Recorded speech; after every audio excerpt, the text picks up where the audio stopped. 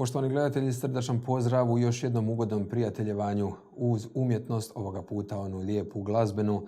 Jedna divna priča iz Zagreba, iz Hrvatske do Mostara.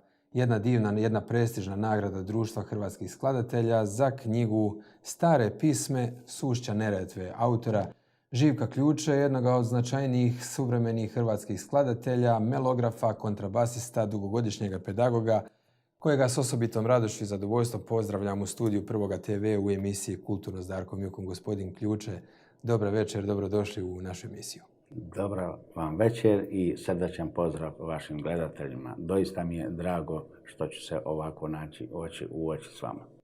Dakle, više nego opravdan poziv, a vaš tako dobrodošao odgovor, tako smo lako organizirali ovaj susret. U samom početku iskrene čestitke. Ovo je prestižna nagrada, dakle imenovat ćemo nagrada koja nosi ime Franjo Ksaver Kuhač. Dodijelilo vam ju je Društvo hrvatskih skladatelja za 2015. godinu.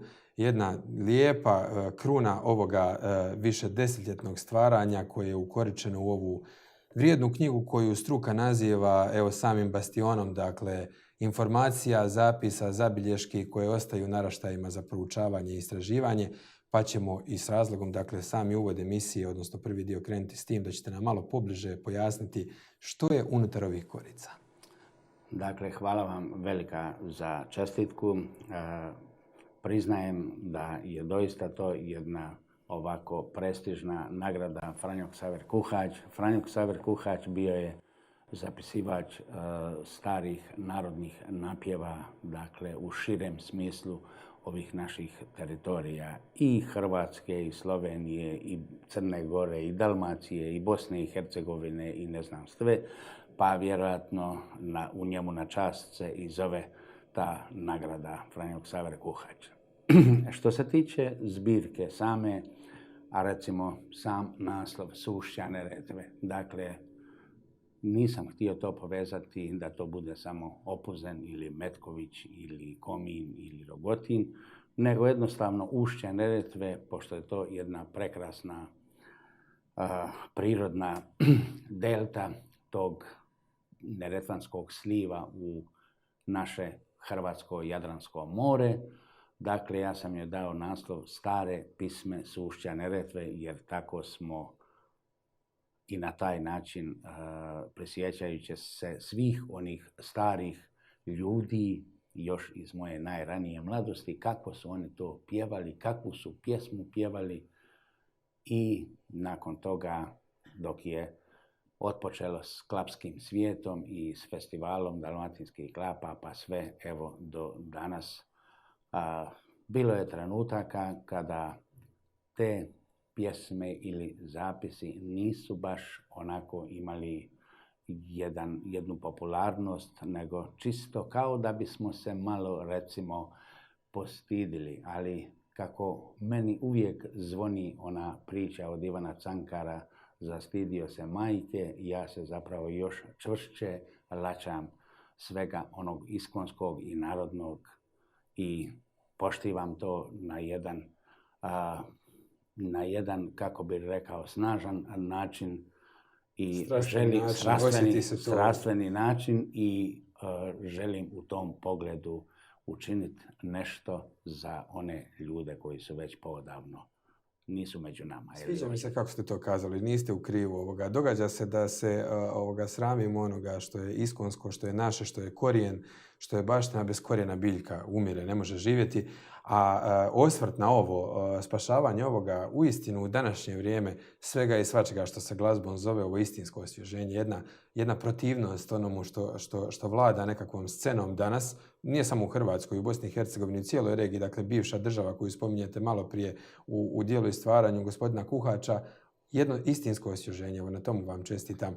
Ako mi dopustite samo ulomak u obrazloženju stručnog ocjenjivačkog suda, dakle prilagoditi autorsko ja i dovesti ga u koheziju s baštinom koja ga određuje i koju voli, s kojom njegovo biće ugodno razgovara, ključnom je motivacijom skladatelja, pedagoga, kontrabasista i melografa Živka Ključe za ostvarenje zbirke Stare pisme Sušća Neretve. Izvrsno obrazloženje za ono što ste radili. Pa dobro, jest, mislim, svi ti koji su nešto napisali, oni su na kraju krajeva i moje kolege, premda se nismo posebno dogovarali, oni su vjerojatno tako osjećali, kao što vjerujem da ste pročitali i u nekoj od ovih zbirki, a recimo predgovor Ljube Stipišića, Delmate, maestra, koji je na neki način ne samo obvezao nas, nego je toliko toga dao i trasirao putanju da više ne možemo zalutati ni lijevo, ni desno, nego jednostavno tako krenuti. Dakle, taj koga ste sad citirali, to je Jure Šaban-Stanić, on je muzikolog i profesor, on je iz Omiša. Vidim da se i on bavi u svojim tim nekakvim krajevima na sličan način, pa je eto nekako i prema meni tako postupio s tim slatkorječivim rečenicama. Knjiga je objavljena u sunakladništvu, pročitat ću: Neretvanske riznice umjetnina i inih vrijednosti iz Opuzena, potom festivala Dalmatinskih klapa u Omišu s kojim ste vi rasli i odrasli, govorim o ovome vašem profesionalnom stvaranju, i zaklade Ljubo Stipišić Delmata iz Zadra. Nagrada vam još nije formalno uručena, tek će biti. Nije, navodno, kako sam obaviješten, ona je samo pročitana na godišnjem skupštini Hrvatskog društva skladatelja, čiji sam također redoviti član, pa sam se baš onako i dobrano iznenadio da sam pročitan u toj nekakvoj s tim imenima koja su još u raznim područjima glazbenog žanra i stvaranja, zapravo koji su bili nagrađeni, dakle od Mladena Tarbuka, od Tamare Obrovac, dakle ovog Mihe Demovića i drugih. Doista sam se, pa eto, nekako mi je zaigralo srce jako. Pa evo, ne znam što se složi sa mnom, osobno sam uvjerenja da u svakoj grani umjetnosti, kulture, pa evo i novinarstva postoje snažne taštine, a kad nagrada dođe od struke, dakle od kolega, onda je to tek ono istinsko kvalitetno priznanje. Pa bit ću iskren. Kako spomenuste ove nakladnike, dakle Neretvanska riznica umjetnina i inih vrijednosti u Opuzenu, ona se zapravo bavi i pohranjuje manje više sve ono blago u Neretvi što ima i čuva, iako mislim da bi u dogledno vrijeme trebalo imati određene prostore da bi to bio kao jedan mali muzej gdje se može sve to okom vidjeti za mnoge koji dođu pohraniti u opis i tako dalje. Sad se to čuva manje više u nekoliko prostorija, ali mnogi ne mogu to vidjeti. Dakle, ona kao takva riznica umjetnina i inih vrijednosti prihvatila se zapravo biti nakladnikom. Naime, ja sam želio da to budu nekakve institucije iz kulture. Bilo glazbene, bilo druge kulturne institucije koje se bave i drugim situacijama, da to ne budu, recimo, šta ja znam, općina, grad, ovo... Htjeli ste vrednovane struke. Da, vrednovane struke, zatim Festival Dalmatinskih klapa u Omiš. Kad sam ravnatelju festivala dao na uvid sve što će biti, on je doista to objeručke prihvatio i rekao je: ma, ovo je fantastično. Bez obzira što smo mi, i čak je i napisao u svom predgovoru da ono što je Neretvi pripadalo u samom početku Festivala Dalmatinskih klapa vremenom je kao malo potamljeno ili zatrto sa strane i da nekako sad ja tom zbirkom vraćam ponovo tu našu Neretvu ili donji neretvanski sliv. gdje ono ovom zbirkom zauzima zapravo odgovarajuće mjesto, jer ako gledamo taj dalmatinsku klapsku pjesmu koju možemo nekako podijeliti od Istre, od zadarskog područja, od šibenskog, od splitskog, od otočkog, od dubrovačkog, sada i Neretva ima ono što... Svoje zasluženo mjesto na toj listi, točno. na tomu popisu. Zbirka sadrži 43 zapisa i obradbe tradicijskih napjeva. A ono što sad mene, vjerujem, naš slušatelj zanima, kako to izgleda kada Živko Ključe iziđe na teren? Taj susret s nekim starim djedicom, ja to tako vidim, negdje sjedi pored šaše uz ovalu Neretve i pjevuši, a vi primijetite da je to jedno blago koje treba spasiti. Kako to izgleda? Naravno da to s ovog aspekta, ako gledamo, tako bi to izgledalo. Međutim, ja sam to činio 70-ih godina. Dakle, odmah na početku završetka moje osnovne škole i mog odlaska u Mostar i upisa u glazbenu školu, gdje sam stekao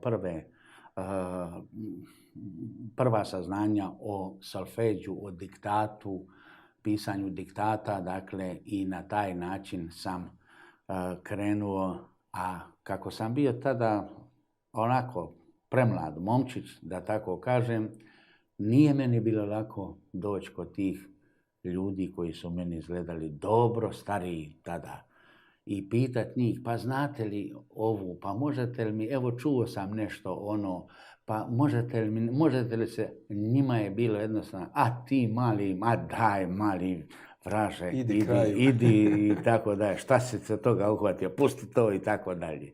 Međutim, upornost je uradila svoje. Najbitnije mi je kazati da sam i tada, iako sam imao vrlo mlade godine, shvatio da sam dobrano zakasnio iz razloga toga što su mnogi umrli. Dakle, ipak je netko to trebao prije mene malo raditi. Ali nikad nije kasno. Pa ni danas i danas, ako netko počne, opet će otkriti negdje nešto i tako dalje. Nije doista bilo lako. Možemo kazati da smo s vama zapravo zadnji vagon toga vlaka. Jurećeg uhvatili pa da nešto iz te baštine danas imamo i na pravi način vrijednijemo i njegujemo, čuvamo. Pa teško je, mislim, što može se postaviti pitanje i što dalje poslije ove zbirke. Naravno da ću sada raditi na tome i već sam počeo da se pravi zvučna slika, to je diskografsko izdanje, gdje će 10 do 15 raznih klapa unutar Dalmacije po jednu ili dvije pjesme otpjevati, snimiti i dakle da to bude tako. I na taj način da se slušno vidi ta slika. Bilo bi mi recimo drago spomenuti kako sam to radio. Ako pogledamo na primjer ovu zbirku i sad vidimo ovdje, kaže, kućo previsoka, doli mi je mjesto Podgradina 1977. godina zapis i obrada Živko Ključe, a kazivac napjeva je Jure Šešelj Glavarić. Namjerno sam njihove nadimke stavljao, iako meni u tom periodu nikad ne bi palo na pamet da ih ja nadimkom zovnem, jer sam premlad bio, nisam mogao sebi dopustiti to, oni su meni dosta. Dakle, to mi je najbitnije, da sam njihova imena pribilježio, odnosno povadio iz svih onih listića koje sam pisao i zapisivao. Desetljeća su to upornog rada. Kako je danas moguće doći do vaše knjige? Kako naš gledatelj koji se za ovo zainteresira može doći do ovoga lijepog izdanja Stare pisme Sušća Neretve? Pa evo, ja ću ovako reći, da ja sam želio, samo ću malo okrenuti. Ako vidim ovdje, nema nikakav barkod. Dobro, to ćemo podići, dobro. Što hoćemo kazati? Dakle, ja nisam išao na barkod i da se to negdje distribuira ili kupuje ili prodaje. To je više poklon na način da je Neretvanska riznica uzela dio kod sebe i ona isto tako poklanja to, da je festival dalmatinskih klapa uzeo dio, da je zaklada Ljubo Stipišić Delmata uzela dio i još ima tako nešto malo kod mene.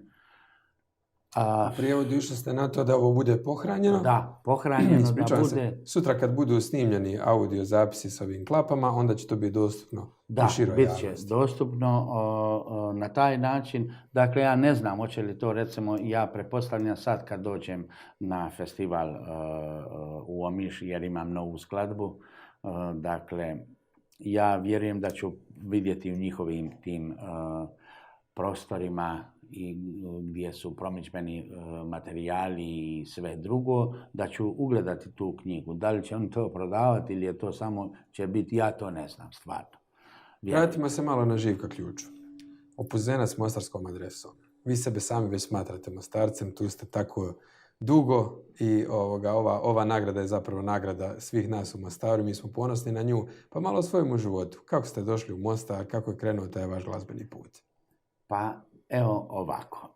Dakle, ako uzmem sebe kao osnovnoškolca, gdje sam već u 6. razredu na neki način ispoljavao nekako svoj glazbeni talent, dakle imao sam i još uvijek ga imam, tada starijeg brata koji je skoro 14 godina bio. On je pomalo svirao klarinet u glazbi, on je svirao gitaru na plesnjacima. On je recimo imao i prvo pojačalo i električnu gitaru u tadašnjem Opuzenu. Dakle, ja kao mal dečko nekako volio sam pjevat i sad... Da, 1950. 60. godine. Dakle. I ja sam nekako to toliko počeo ljubiti glazbu i ne znam ni sam kako. I znam da, ovo što ću reći, pomalo će biti smiješno, da sam ja više možda i s bratom razgovarao kao starijim o svojim nekakvim i željicama, nego li recimo s ocem. I ja govorim bratu, ja bi volio ići u muzičku školu i tako dalje. A otac je govorio, kakvu muzičku školu, kaže, kakvi umjetnici, oni umiru od gladi. Nije bio puno u krivu. Nije bio, on je svoj imao jedan... Nije bio puno u krivu. Da, imao je na neki način taj svoj zdravo razmišljanje, iako je on bio zemljoradnik i seljak, i tako dalje. I nekako mi se ostvarila ta ideja i ispunila, upisao sam se. Ja sam odmah u prvoj godini postao odličnim učenikom. Zanimljivim za mnoge profesore, doista. I kao takav, bit ću recimo, kad sam završavao glazbenu školu, završio sam i teoretski i nastavnički odsjek, odnosno instrumentalni. Što znači da sam svirao i kontrabas i teoretsko-nastavnički odsjek, tako mi piše u diplomi. I sjećam se da je bio tu Niko Bača, profesor, koji mi je dao nekoliko puta da sa školskim zborom oddirigiram za nekakve priredbe i tako dalje. I ja sam... Da. I predlagao je, ma ti ćeš ići na dirigiranje. I ja sam doista otišao polagati prijemni na dirigiranje, što malo ko zna u Mostaru, u Sarajevu.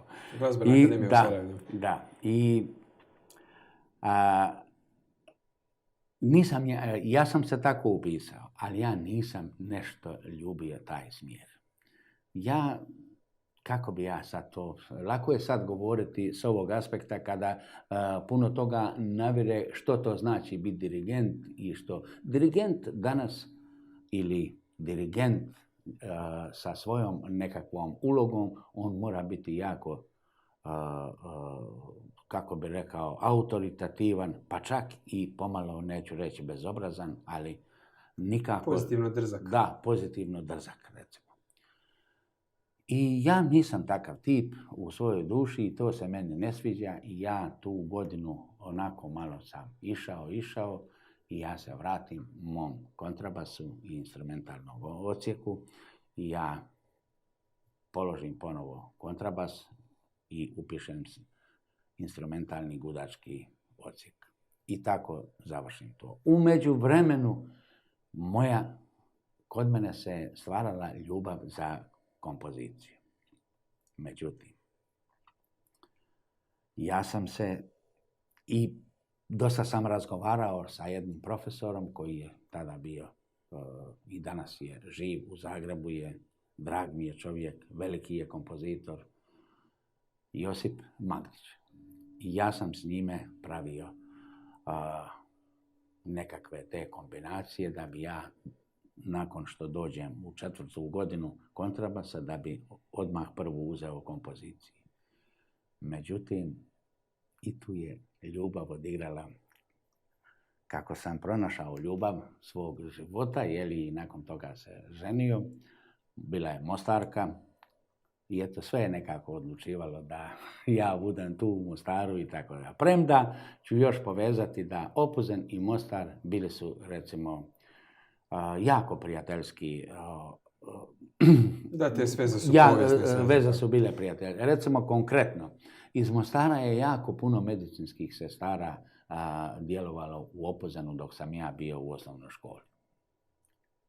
Dobro, krajevi su blizu i premda je to, mislim, drugo vrijeme, nije to tako blizu tada bilo. Ali evo, uglavnom u Sarajevu diplomirate i kontrabas i kompoziciju, odnosno skladanje. U Mostar se vraćate, u Mostar zasnivate obitelj, dobro ste i jako lijepo napredovali u ovom vašem profesionalnom dijelu. Osnovali ste gudački kvintet u Mostaru, djelovali ste u glazbenoj školi u Mostaru, dugo godina na čelu simfonijskog orkestra Mostar, ostavili ste trag. Pa reći ću vam ovako, uzet ćemo taj gudački kvintet, znamo da je sve puklo u tom nekakvom nadolazećem ratnom vihoru na troje. Svaki je otišao kod svojih, s pravom, ne s pravom, kako god možemo kazati.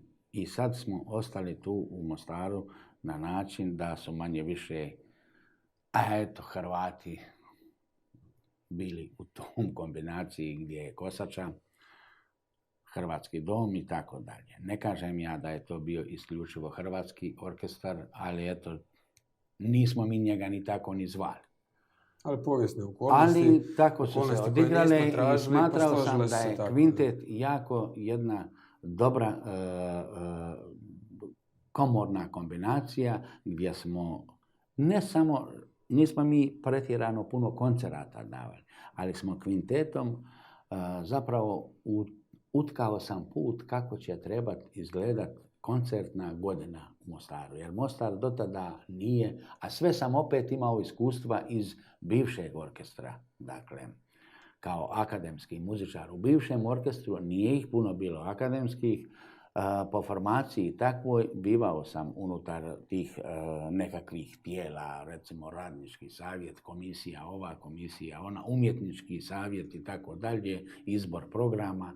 Znao sam, a puno sam svirao, manje više kroz godinu ne bi se dogodilo niti jedan tjedan, a da ne bismo išli u Dubrovnik svirati. Nekoliko naših kolega, a i oni su dolazili nama. Znam da ste gajili dobro sveze s Dubrovnikom, Zadrom, Splitom. To su bile operne kuće, kazališne, simfonijski orkestri. Dakle, što se tiče simfonijskog orkestra u Mostaru i Dubrovačkog gradskog simfonijskog orkestra, bila je snažna veza, posebno u posudbi glazbenika za određene koncerte. Gdje su i mostarski glazbenici išli recimo 10 godina samo na ljetnim igrama. Koliko sam ja u to vrijeme mogao prelijepih programa čuti za razliku od Mostara ili mostarske publike, ili svirati, ili slušati recimo Zagrebačku filharmoniju ili Slovensku. U pravilu oni su već drugi i treći dan imali svoje. A gdje su oni pusti inozemni muzičari i sastavi koji bi dolazili? tako da sam ja bio doista ono što se kaže snažno u sebe upio tog zvuka i na takav način, sad se vraćam ponovo, želio sam u Mostaru i uspio sam napraviti koncertnu godinu. Što to znači božićni koncert, što to znači korizmeni koncert, što to znači uskršnji koncert, što to znači simfonijski koncert, što to znači opera, što to znači i sve sam to činio. Međutim, jako puno snage sam trošio na to. A žao mi je što me i moje vlasti nisu podržavale. Nešto su drugo podržavale. Dakle, ja sam jednostavno taj brod koji sam ja gurao i htio ploviti, svake godine ga je neko još malo više pomazao uljem i da su moje ruke klizile i klizile, ja ga više nisam mogao gurati i ja sam se odrekao i okanio. Kako biste u par rečenica ocijenili danas situaciju s tim projektom koji je ostao iza vas? Pa evo ovako. Ako mogu tako pitati. Ako imamo 25 godina otprilike tih ratnih, od rata koji se dogodio, ili uglavnom 20 godina najmanje. Ako sve to imamo i ako do danas nismo riješili orkestar, to znači da ga netko i ne želi riješiti. A reći će neko, pa lakše nam je ovako poneki program, za poneki program dati nešto novca koji je i tada diskutabilan. Što je taj poneki program? Jer mi ne možemo imati nikad veliki program. Zašto? Zato što više nema glazbenika. Ako je netko i dobar glazbenik... Gospodine Živko, nema ni izgrađene publike. Nema. To su posljedice takvoga pristupa kroz duge godine. Ali ako je netko i dobar glazbenik, njemu se odmah ponudi ili ostanak u Sarajevu ili u Zagrebu ili negdje. I to vam je sa svakom strukom otprilike tako. Vjerojatno. Ali moram reći, naš grad ne želi imati orkestar. Jer on da ga želi, dosta bi ga napravio. On tu ima par glazbenika i to tako nešto djeluje, pa onda se posudi. Nešto nas je i u zadnje vrijeme pomrlo, dakle više nema... Prije rata onaj divni dom simfonijskog orkestra, golemi rad i trud, eto vaše ulaganje, odnosno vrijeme koje ste vi vodili tim, bili kapetan toga broda. A danas, ali evo, priča možda za neku drugu emisiju, ali treba kazati, treba napominjati i tužno je čuti.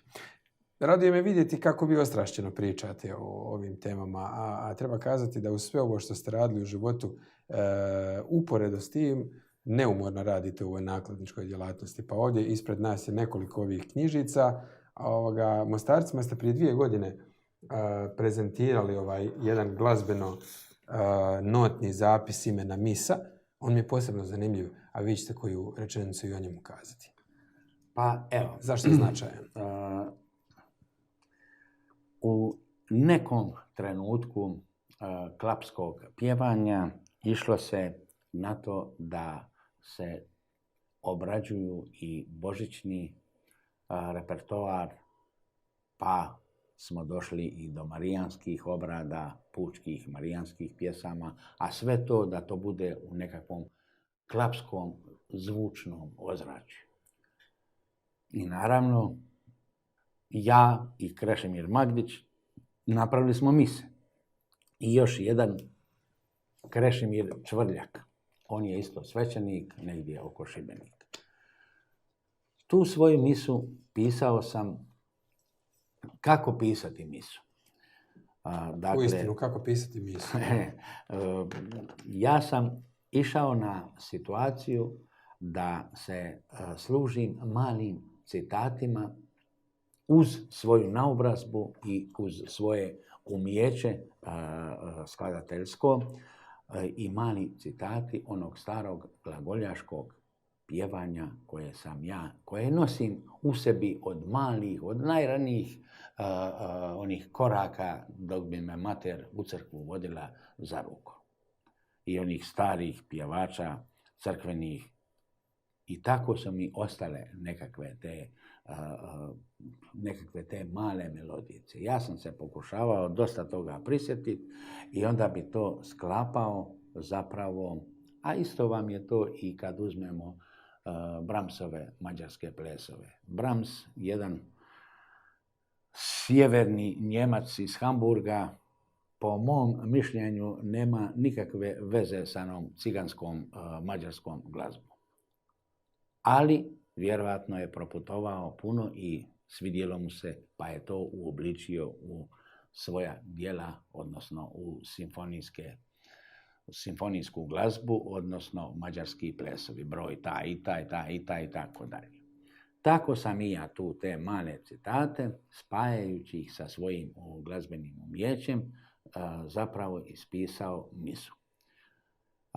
Bilo je to 1995. godine, ta je misa izvedena u kripti Franjevačkog crkve Svetog Petra i Pavla 1998. Tada još na obnovljenoj crkvi, da? Da. Nju je izvela klapa iz Zagreba Nostalgija i ona je nakon toga doživjela, pa ja ne bih, vjerujem da neću reći, pa barem je 400 puta još otpjevana svugdje, koliko su, jer u ovoj knjizi njihov član, dakle Rogošić, bas, on je ispisivao predgovor i po sjećanju gdje je sve to bilo izvođeno. Od Australije, Amerike, Bosne i Hercegovine, Hrvatske, Slovenije, ja više to, Njemačke, Fra Ivan Tolga, zvali su ga u Njemačku, u Freiburg i tako dalje. I dakle, izvede jako puno. Naravno, ona je pisana tako da može biti koncertnog tipa, a može biti i liturgijskog. Dakle, išao sam svjesno na to da se može liturgijski izvesti kada je god, da ona bude dio mise kada je misno slavlje ili kad se govori.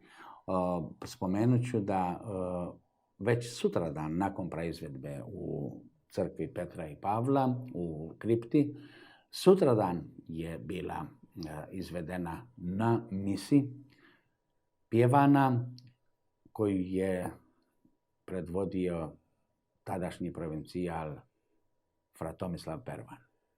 I stvarno je bilo prelijepo. Bilo je, ja mislim, 1000 ljudi. Da, i s razlogom ste ponosni. A imate zašto biti i na cijelu svoju glazbenu karijeru. Uza sve ovo osnivačem ste niza i umjetničkim voditeljem niza klapa. A ono što će Mostaru biti sigurno zanimljivo podsjetiti zapravo mlađe naraštaje da ste jedno vrijeme bili voditeljem one čuvene klape Mostar, koja je prva klapa iz Bosne i Hercegovine koja je nastupila na Omiškom festivalu i čak 8 puta u Mostar od 15 godina. 8 puta se vratila s nagradama, drugo, treće, dakle brončano, srebrno mjesto. A tu imamo jednu, mislim da smo mi donijeli sve vaše nagrade, treba bi nam još jedan ovakav stol, ali vi ste izdvojili dvije koje su vam posebno srcu drage. Pa ako nije problem da nam malo pokažete za naše gledatelje ovoga Leuta i objasnite što on predstavlja. Dakle, draga mi je ova nagrada. Najprije ću se vratiti na klapu Mostar. Klapa Mostar je sa Ilijom Vasiljem, pa potom sa Antom Vezelićem, vježbala unutar prostorija glazbene škole u Mostaru. A ja, kao Dalmatinac, ako mogu tako reći tada, ili Opuzenac, koji sam već u doticaju snažno s klapom, jer Opuzen je dao prvu apsolutnu pobjednicu na prvom festivalu dalmatinskih klapa. To je bila klapa Gusari s Neretve. U njoj je pjevao moj brat i moj rođak, famoznog i prelijepog kristalnog tenora, kojega su dugo godina poslije pamtili kao odličnog i nenadmašnog tenora. Sa pjesmom Pivci moji ne pivajte. To je bila skladba pobjednička tada. Već druge godine ti Gusari s Neretve zajedno sa jednim kulturnim poslanikom opuzenskim koji se zvao Mate Pečić. A znali su da mi kao djeca u Podgradini tako lijepo pjevušimo ove dalmatinske pjesme. Oni dolaze nekako do nas i njima pada na pamet, zamislite, da nas djecu odvezu na drugi festival kao dječju klapu. Što to nije nikom tada palo na pamet. I oni uspijevaju i nas 4 poletarca dolazimo u Omiš i nastupili smo naravno van konkurencije jer smo bili prema 12 godina, 12-13 godina u prosjeku smo, evo to je ta slika. Dakle. Divna uspomena. Da. Počeci, dakle. Dakle, vidite da smo i ovdje sa onim nekakvim mornarskim majicama, sa povezima kao gusari nekakvi i tako dalje. I još smo potom tog Omiša festivala, kad smo se nastupili kao prva dječja klapa, bilo je jedno razdoblje da se više nije pojavila nikad nijedna klapa dječja. Tek odnedavno imamo festival u Zadru dječjih klapa, kojega je opet utemeljio Ljubo Stipšić-Delmat. Dakle, tu ste presedan napravili. Može se to tako kazati. Pa eto, i taj povez s klapom, ja smatram da je to nekakav moj početak. Ajde, uzet ćemo, ne mogu reći da je to odmah umjetnički glazbeni rad, ali u svakom slučaju to su bila vrata koja su se otvorila i ja sam tako počeo do dana današnjeg. I sad da se vratim na klapu Mostar. I ja dođem tu i normalno u hodniku glazbene škole, kako je meni bilo drago, recimo kad bi pokojni Niđo Jurković meni pružio ruku, ona moja mala ručica, a ona njegova velika, pa bismo znali zapjevati u hodniku. Profesor Anto Vezilić je volio, nek sam ja bio učenikom, i sa mnom zapjevušiti. Pjevali smo lijepo. I tako. I eto, nekako je došlo do toga. Atmosfera je bila ovakva ili onakva. Klapa Mostar mene u nekom trenutku, a još uvijek sam dakle, učenik glazbene škole, bili ja preuzeo glazbeno voditeljstvo klape Mostar. Naravno da mi u početku nije to baš bilo kako ću ja njih, oni su od mene dobro stariji. Kako će ja biti njima voditelji? Ili oni mene vode? To nije bitno sad znati, ali je li to moguće uopće, mislim. I znam da je to klapa s iskustvom. I ja sam se prihvatio, ja sam doista s njima, recimo, donio sam im neke stvari ili neke pjesme za koje nije bilo lako, jer oni su imali svoj jedan džir, ajmo tako reći, i svoj jedan repertoar kojeg su oni pjevali izvanredno, baš u pravom smislu kao gradska i serenatska klapa koja je znala tako ugođajno i lijepo pjevat, a ja sam malo htio, malo se prebaciti i na onaj ruralni, na onaj, kako bi rekao... Na stare pismo Sušće Neretve. Pa bilo je. Ploča Mramorita, išli smo na Omiš, a ovdje je ta pjesma. I to sam, i tako, još nekih pjesama i slagali smo se lijepo. I išli smo na Omiš svake godine, jeli, i tako su nas nagradili sa ovim srebrnim leutom, dakle bila je to druga nagrada publike. Mostar je klapa bila uvijek primamljiva. Uzet ćemo, je li to zbog Niđe, je li to zbog pjevanja, kako god. U svakom slučaju publika je strašno volila tu klapu. Dobro reagirali na nju. Da. A recite mi i ovaj lijepi kipić ovdje, Gospe Sinjski, ima svoju priču. Pa ima. Prije 7 godina, dakle, u Sinju je nastala ideja da se načini festival A već sam to malo čas govorio, obrad božićnih pjesama, marijanskih pjesama, misa i tako dalje. Došla je ideja na to da se načini marijanski duhovni festival Klape Gospi Sinjskoj. I bila je intencija da to bude do prošle godine za 300. obljetnicu Alke.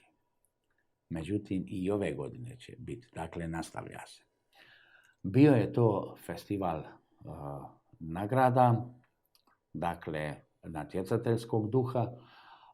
Jedne godine su bili stari napjevi, pučki, u obradama skladatelja, a druge godine su bile novo nastale skladane. Dakle, tematski, svake godine se tematski određuje.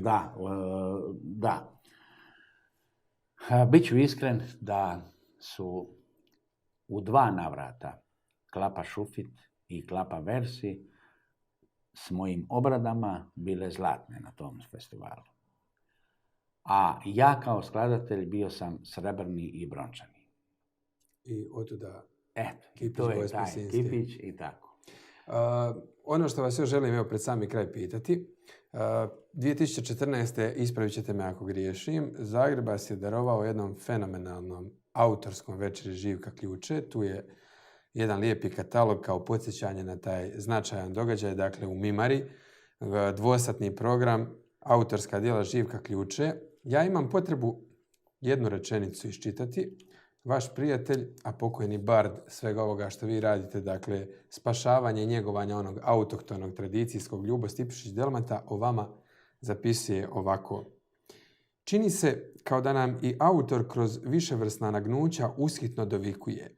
Ma što god Živko Ključe skladao, tu stalno provjerivaće živa sveza s glagoljaškim, oprisućeni duhovijek i dahovi s koralnim, i rodna, zatečena, spontana tvorba akorda iz glasnica pivaoca svoga rodnog uokruženja, rikom, morem i čovjekom. Ovo je, mislim, samo on mogao napisati ovako divno i produhovljeno, ali netko ga je za ovo trebao nadahnuti, to je bio Živko Ključe. Ono što mene danas zanima, Zagreb vas je darovao, prepoznao, kada Mostar može očekivati vašu, ovako jednu autorsku večer, jer i vi ste i Mostar to zaslužili. Ovako, naravno da bi se bilo bi dobro čuti, jer toga ja imam puno. I u napjevima, i u ovim skladbama vlastitim kroz Omiš, i kroz duhovne, i kroz marijanske. I ovdje je bilo isto tako da se odvoje, dakle, najprije su bile napjev i skladba, pa onda u drugom dijelu su otpjevane svak po jednu marijansku pjesmu u obradu, ali i novu skladbu. Kako sam to odijelio? Onda sam pozvao prijatelja koji je profesor u glazbenoj školi Pavao Markovac, Gušića, profesora, da mi odsvira klavirske varijacije i jednog Ivu Jukića iz Posavine, koji je već studentom, a vjerujem pri kraju u Zagrebu, koji je odličan violinist, koji su mi izveli sonatni stavak za violinu i klavir. I to je trajalo negdje do 10 i više minuta. I to je bilo odijeliti ono dalmatinsko i onda završiti sa marijanskim pjesmama. Stvarao sam naravno sam program i tako sam htio. Mimara je bila prepuna. Nisam mogao vjerovati. Čak i tu sam imao tremu. Bože dragi, je li moguće da je ovoliko toga sve došlo?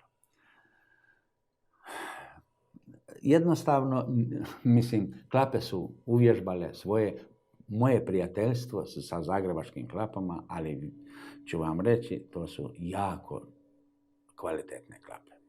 Sad ja to želim zamisliti u Kosači, u Dišpet, Mostaru. jedan Armorin, to je sve, recimo, to su sve apsolutni pobjednici u zadnjih nekoliko godina na Omiškom festivalu. Jedna nostalgija. A je li izvedivo dovesti ih ovdje za jednu ovakvu autorsku večer Živka Ključa? To je sve jednostavno, samo treba htjeti. A radimo li na tomu? Pa ja Smijemo li se to tako nadam pitati? Pa pokušavam. Dakle, mogli bismo nešto Ne smijem doskora prozvati očekivati. ime sada u ovom trenutku. Nećemo vršiti prisilu, odnosno hoćemo, Da. jer se veselimo jednoj ovakvoj večeri u kojoj će naši sugrađani, ne dvojim, uživati. Gospodine Živko, od srca vam hvala na odzivu, na podijeljenom vremenu u ovoj emisiji, na svemu evo što ste strpljivo kazivali onomu što radite, što vrijedi njegovati i evo vrijedi dati pozornost. Mi ćemo uvijek biti na tomu tragu. Ja vam želim još puno godina stvaranja i uspješnog djelovanja, evo i nagrada poput ovih, a kada u Zagrebu odluče koji je to nadnevak kad će vam biti uručenje, bit će popraćeno i od strane naše televizijske kuće. Pa ja ću se javiti kad saznam kad će to biti. Dakle, ako mogu i ja završnu riječ. Hvala najljepša vama, ovoj televiziji. Drago mi je da ona prati na tom putu sve ono što je u kulturnom miljeu u Mostaru i ja vjerujem da će ona i dalje tako raditi. A što se tiče mog rada, ja nikad neću odustati. Ja sam toliko uporan da jednostavno kada bih me netko i na drugačiji način odstranio, ja još više dobijem snage i tako dalje. I to se vidi s ovim ishodom koji je ovdje, samo barem djelomice izložen za ovim stolom. S nama večeras bio je u ugodnom razgovoru gospodin Živko Ključe, dugogodišnji pedagog, kontrabasist, skladatelj, jedan od značajnih autora, dakle skladatelja hrvatske suvremenice, muzikolog, evo i nagrađeni značajnom nagradom imena Franjo Ksaver Kuhač, koju mu je dodijelilo Društvo hrvatskih skladatelja za 2015. godinu. Nadam se da ste uživali barem upola koliko sam ja. Uistinu mi je bilo zadovoljstvo ugostiti ovoga divnog gospodina večeras, a mi se vidimo sljedećega četvrtka.